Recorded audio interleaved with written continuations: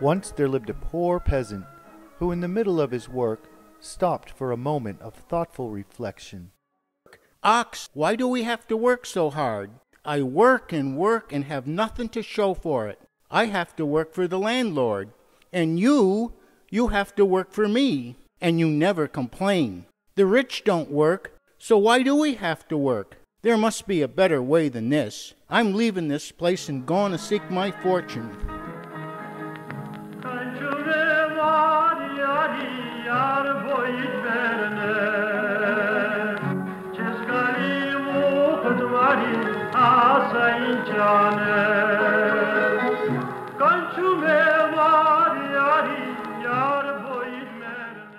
The peasant harnessed his horse to his cart, and with his prize goat he proceeded on his long and arduous journey.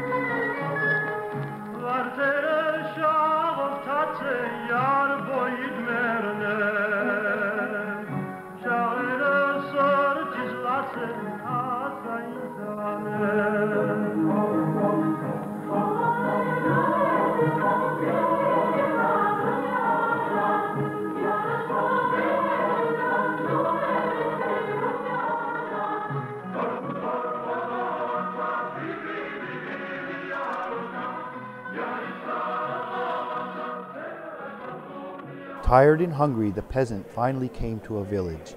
He put up his horse and cart, and with his goat went to find something to eat.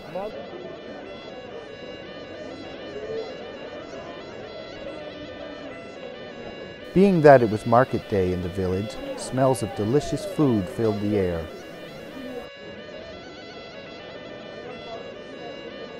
Hungry and penniless, the peasant came across a man selling kebab. That kebab smells delicious. In fact, so delicious I'll trade my fine goat for a plate of it. What? Said the kebab man. Are you crazy? No, a fair trade. My goat for your kebab.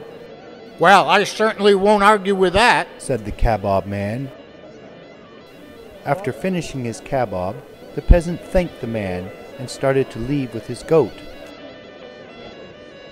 Wait, cried the kebab man. We made a deal. The goat is now mine. As the two argued, a crowd started to gather. This merchant, shouted the peasant, wanted to trade me a cheap plate of kebab for my prize goat. Shame, cried the crowd. How low can a man get trying to cheat a poor peasant? The angry crowd chased the kebab man out of the square. The peasant proceeded down the street until he met a peddler selling stuffed grape leaves. The peasant made the same deal, his prize goat for a few of the stuffed rolled leaves. The peddler was flabbergasted by the offer, but was only too glad to make the trade. And when the peasant started to leave again with his goat, an argument ensued, drawing a crowd, which again sided with the peasant.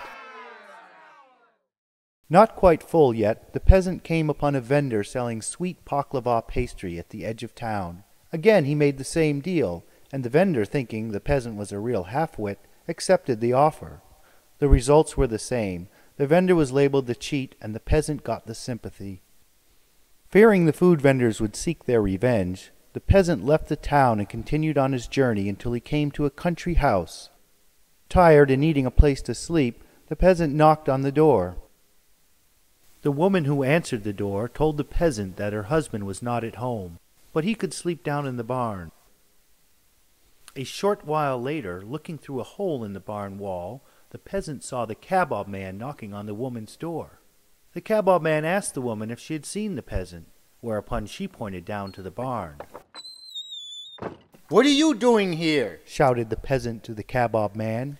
"Do you want me to tell the villagers that you've come to see a married woman when her husband is not at home? You'd better give me a few coins if you don't want me to tell." Caught off guard, the kabob man had to pay the peasant off. Meanwhile, the grape-leaf roll man, with revenge on his mind, showed up at the country house. The woman again pointed in the direction of the barn. "What is this?" cried the peasant. "Another sneak cheating with a married woman? Wait till I tell the villagers about this." The poor grape roll seller ended up paying coins to the peasant to be quiet.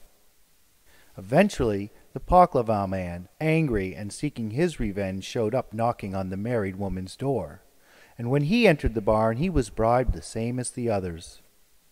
Finally, the husband came home, and as he sat down to supper, his wife told him about all the men down in the barn. "What are all you men doing in my barn?" demanded the husband. Thinking quickly, the peasant spoke first. "The question is, why are you letting all these men come see your wife when you're not at home? Once everyone finds out about this, you'll be the laughing stock of the village, and your reputation and good name will be ruined for life." The husband understood the situation and needed no explanation when he too was forced to pay the peasant for his silence. Fearing that the men might follow him, the peasant warned the next village that a bunch of cattle thieves were headed their way. Being grateful for the tip, the villagers gave the peasant food and wine to take with him as he continued his journey. When the angry men finally arrived looking for the peasant, they were run out of the village.